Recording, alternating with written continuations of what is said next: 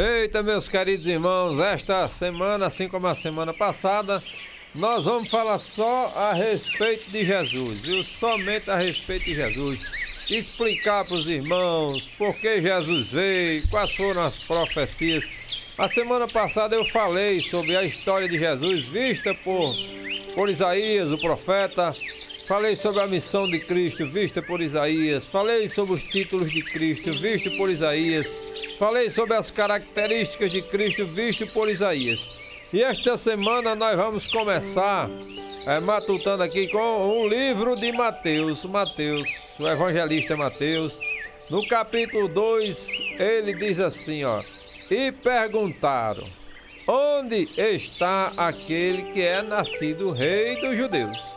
Porque vimos a sua estrela no oriente e viemos adorá-lo.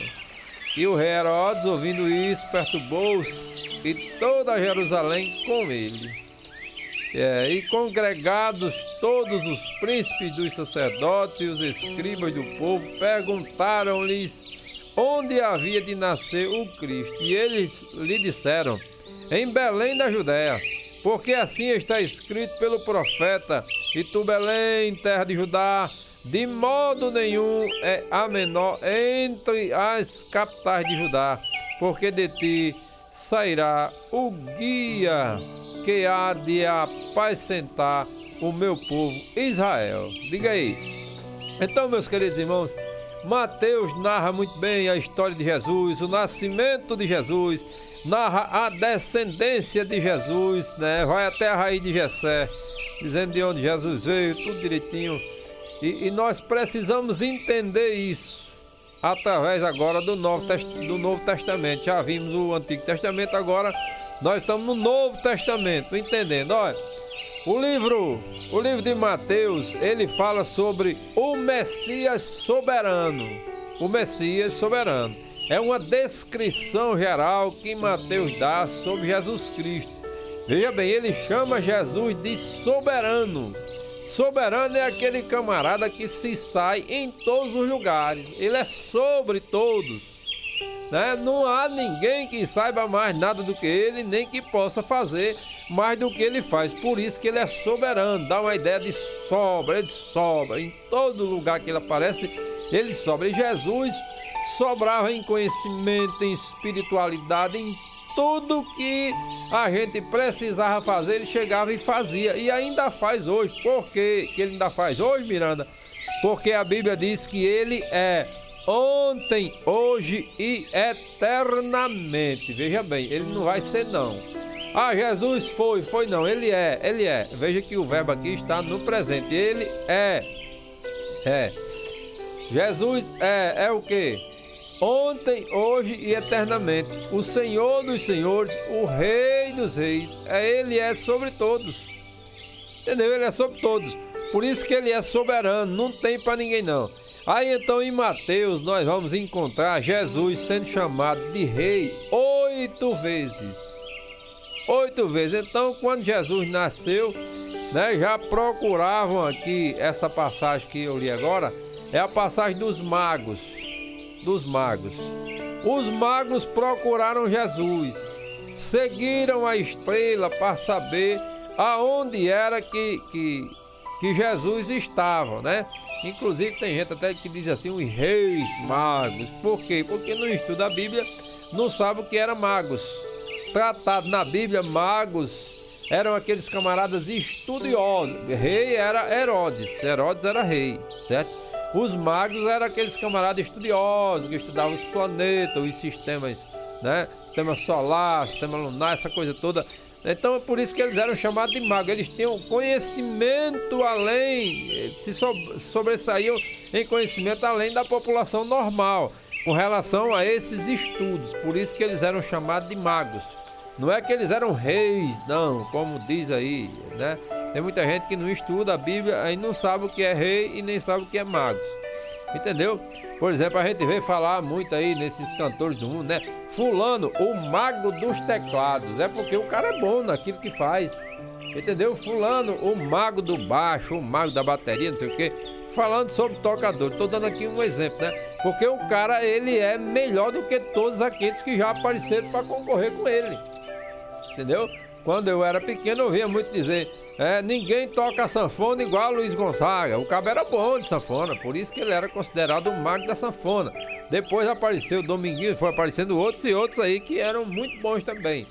Entendeu? Então, magos eram esses camaradas aqui, porque nesses estudos dos astros, das estrelas e tal, dos sistemas, não existia ninguém igual a eles. Ou, se existia, não aparecia. A Bíblia não relata que aparecia, por isso que eles eram chamados de magos. Então, esses camaradas seguiram a estrela que foi seguindo. Deus mandou eles seguir aquela estrela, porque aquela estrela ia levá-los aonde nasceu o rei. Aí quando eles chegaram em Jerusalém, que perguntaram: rapaz, onde é que nasceu aqui o rei? Aí Herodes se perturbou. Disse: não, peraí, o rei sou eu, não tem outro não. Mas já tinha nascido outro, né? O rei dos reis. Herodes era rei daquela comunidade, daquele país. Mas ele não, é o rei dos reis, senhor dos senhores. Então o livro de Mateus, além de tratar da soberania de Deus, de Jesus, da soberania de Jesus, ele vai aparecer no livro de Mateus 8 vezes Jesus sendo chamado de rei. Jesus foi chamado de rei 8 vezes no livro de Mateus. Aí o livro de Mateus também fala que Jesus foi chamado filho de Davi. Filho de Davi, sabe quantas vezes? 9 no livro de Mateus. 9 vezes Jesus é chamado de filho de Davi. Olha, veja bem. Eu estou preocupado que você entenda a palavra de Deus. Estou preocupado que você pule, salte. Se quiser fazer isso, faça. Mas a minha preocupação aqui é que nós entendamos a palavra de Deus. Então, a palavra de Deus diz que no livro de Mateus, só no livro de Mateus, Jesus é chamado 9 vezes de filho de Davi. Por que filho de Davi? Mas Miranda, Davi não morreu, não sei quantos anos antes de Jesus morreu. Mas por que ele é chamado filho de Davi? Por causa da descendência. É que antigamente existia um negócio chamado caráter, que ia passando de geração para geração, o que se perdeu no caminho de lá para cá. E nessa última geração nossa aqui agora, é que se perdeu de vez. Então, você não sabe mais, fulano é filho de quem? Não se sabe mais, porque já não se trata mais, já não se tem mais a preocupação de citar o nome da geração, né? O nome agora é individual, fulano é o cara, acabou-se. Mas e a geração dele? Ele pertence à família de quem? Veja que quando a gente era pequeno, alguém dizia assim, por exemplo, lá no interior, quando queriam me identificar, dizia assim: quem é aquele menino? Quem é aquele menino sambudo que vai ali? Aí alguém dizia assim: é Chico de Leda. Entendeu? Eu tinha uma mãe, eu tinha um pai, e alguém fazia questão de citar a minha geração. Leda de quem? Aí dizia assim: Leda de do Carmo. Entendeu como é que é o negócio? Zé de Manezinho. Eu tenho um tio que era o camarada mais conhecido lá, dizendo: aquele menino é filho de quem? É filho de Zé de Manezinho. Manezinho Regina. Entendeu? Era assim que se tratava. Por isso que aqui, quando diz assim, Jesus chamado filho de Davi, está se tratando da geração de onde Jesus veio. E da descendência de Jesus, o mais famoso até aqui era Davi. Por isso que se trata da pessoa mais famosa da geração de Jesus, de onde Jesus veio, né? Então Davi era o mais conhecido. Era o mais conhecido. Eu não estou dizendo famoso, por causa de se exaltar não, né? Porque a humildade de Davi foi uma coisa incrível. Mas a gente está falando mais famoso no sentido de ser o mais conhecido da família de Jesus. Por isso que está falando sobre Jesus, filho de Davi. 9 vezes o livro de Mateus fala sobre Jesus ser filho de Davi. Certo? Então, o que nós aprendemos hoje? O que nós aprendemos hoje com Jesus?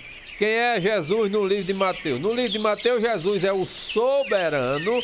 Mateus vai tratar sobre a soberania de Jesus. Mateus vai tratar sobre como Jesus é chamado, só de rei ele é chamado 8 vezes no livro de Mateus. E Jesus vai ser chamado de filho de Davi por 9 vezes no livro de Mateus. E a palavra cumprimento indica que as profecias messiânicas foram cumpridas nele. Cumpridas nele em quem? Em Jesus.